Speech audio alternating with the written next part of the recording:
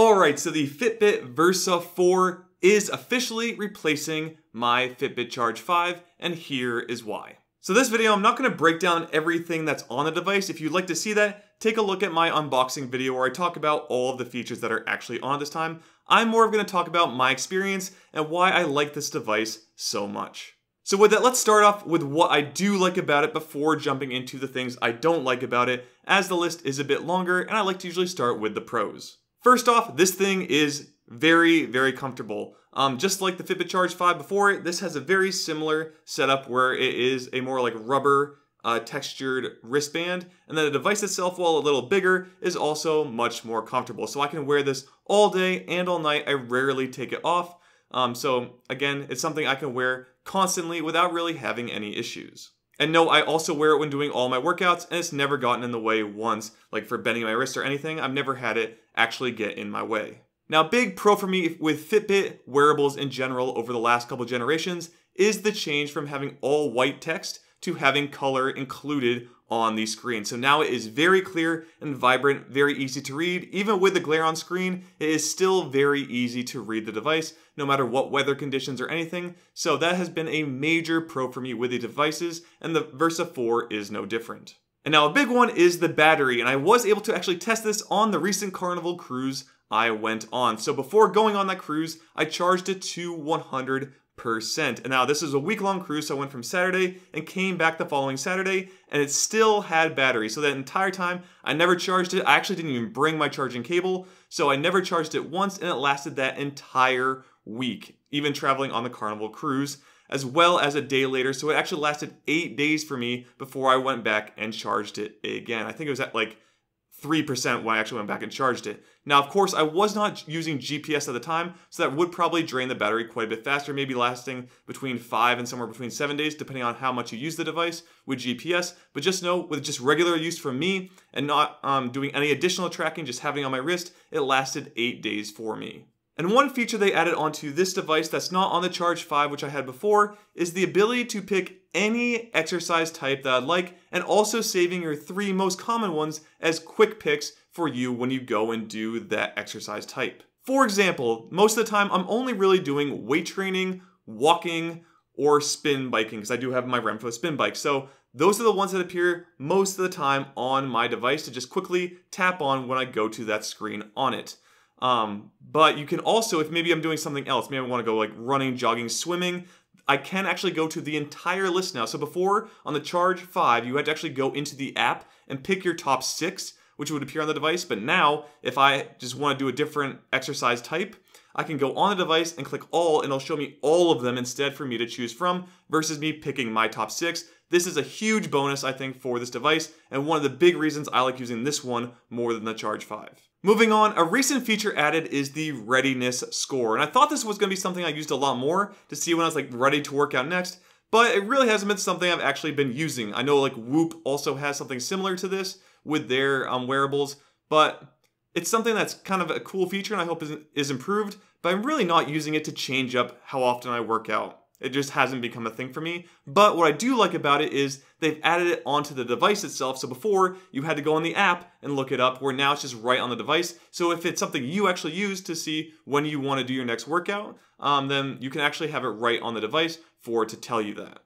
And just know the readiness score is a premium feature, so you would have to have the subscription. Again, I got 6 months for free by buying this device, but once that runs out, I won't be able to use the readiness score anymore anyway. Alright, and now it comes to accuracy with things like the GPS. Now I did today, as of shooting this video, so it is February 5th, 2023 as of shooting this video, I went on and did a GPS test. So I did a route on my bike, the same exact one, 2 times back to back. And the results came back for the distance, which is the only thing I cared about. I didn't really care about like speed or anything on that. It was really just how accurately does the GPS track your distance each time. And it came out with just a 0.05 difference. Now, I'll put them on screen, but when you look at the 2 routes that I took, on the first one, the loop is pretty much all connecting, but the second time when I went through it, I think because it already connected to the GPS, when you click it again, it doesn't right away connect to the GPS, but it starts your route. So I started just going before the GPS was fully synced up, and I think that's why I had the 0.05 mile difference on my results.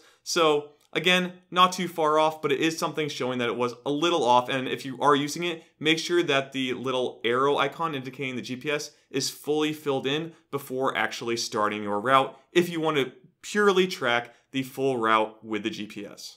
Now also, in the same day, I went on a 1 hour walk with my dog. So I was actually trying to look and see the step counter, how accurate it was when I was actually walking. So I was kind of counting along with it, and it was dead on, like the whole time. It was dead on when I was actually walking. When we were stopped, it stopped. So I did some testing, and it looks like that step counter works. Now I know moving around, like moving your arms around, can add a few here and there, but for me, I don't really care that much regarding like exact step counts. As long as it's in the general ballpark, and I can see was I actually standing up and moving around at all in my day, that's all I really care about when it comes to it. So it does what I need when it comes to step accuracy. But do know these devices aren't perfectly accurate, so again, take it with a grain of salt. There is some inaccuracies with them, even things like the sleep. Your heart rate's even off, I think, a little bit from time to time. But you can see things like big spikes when it happens. So say you were someone older and you were actually tracking something like that, you could see a big spike in the device when that actually happened, indicating maybe something went wrong. If you weren't actually exerting yourself and you had a spike, it could indicate there was some kind of problem that you should be aware of. And lastly, this one's kind of a pro, but not really. It's just on the device, and that would be that Alexa is on the device. My thing behind me might start right now, but just know that I really don't care for this. I set it up just to make sure that it works, and I ran one reminder test, but that's it. That's all I did with the device. I have not used it at all since. But that is really it for my pros and how I use this device. Again, there are many other features like EKG, if there's something you're interested in, skin temperature, all that stuff, but really, I just don't care about any of that stuff on the device. It's not something I use, but maybe you do. Again, take a look at my unboxing video as I do show on screen that it is there, but it's just, again, those features I just do not care about very much when it comes to general health and well-being, as either A, I'm not old enough for it to really matter, and B, I just don't think most people really need to actually look into that stuff unless they have some kind of problem that they're working with their doctor on already. Alright, and now let's go over my pretty short list of things I don't like about the Versa 4. First off, and this was in my unboxing video, is just the glare on screen. Luckily, the vibrance of the letters and numbers on screen kind of take this away where I can always read it, but there is some glare, so just be aware if you're under lighting that there is some glare on screen that you just have to kind of get around. But again, it's a very minor con for me. And my second con is that there is no music on the device, and this is something that's been coming up for a while now since I think my Fitbit Ionic, where I used to be able to take like a playlist from Pandora as long as you do the premium version, and you could actually upload it onto the Ionic and listen to it without your phone. But now you just can't do that with pretty much any device they've released, I think, since then. Maybe some of the more smart devices can do it. I just haven't had them yet, but like the Versa here cannot do any type of music. So hopefully they add something like that in the future. But again, another very minor con. You can just have your phone with you if you want, but it'd be nice to be able to like go around listen to music without having to carry around your phone with you. Now I'm gonna throw one last little con in here, and I think it was actually from my trip on Carnival, and it was that on the final day I noticed that my wrist actually had kind of a red spot on it. And I think it was from something getting on the band and rubbing against my wrist on the edge. So it was something I noticed came up because it hadn't happened until I went on the cruise. So just watch out, make sure you clean the band from time to time, because I think it gave me a little rash on my wrist that has gone away since, but just know it did come up and was kind of annoying for a little while. So I actually took the device off and took it off for maybe like 3 or 4 days just to make sure that that healed and went away, which it did. So it hasn't come back since, and it was just something to be aware of for you guys if you get this device.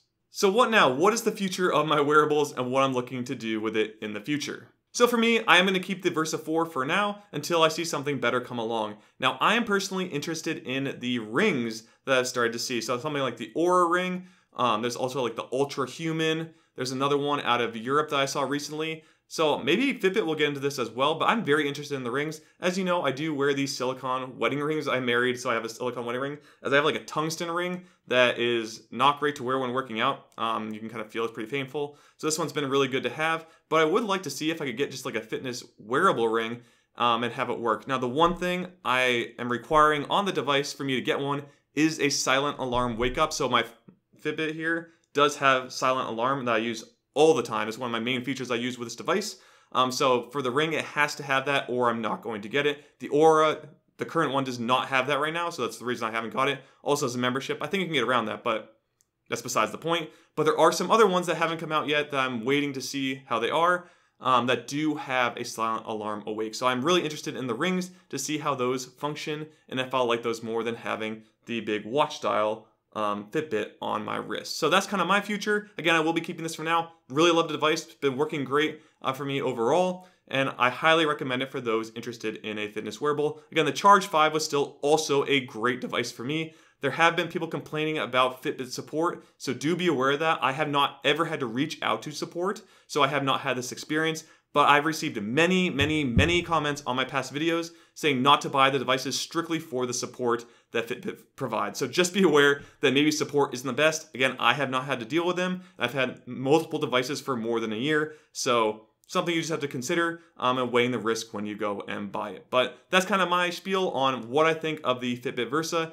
after having it for more than 90 days. And again, I give it a 2 thumbs up rating, at least for my own personal experience. And one last thing before I go, don't forget to check out the unboxing of the Versa 4, as well as my full 1-year review of the Fitbit Charge 5, if you're interested in looking to that device as well.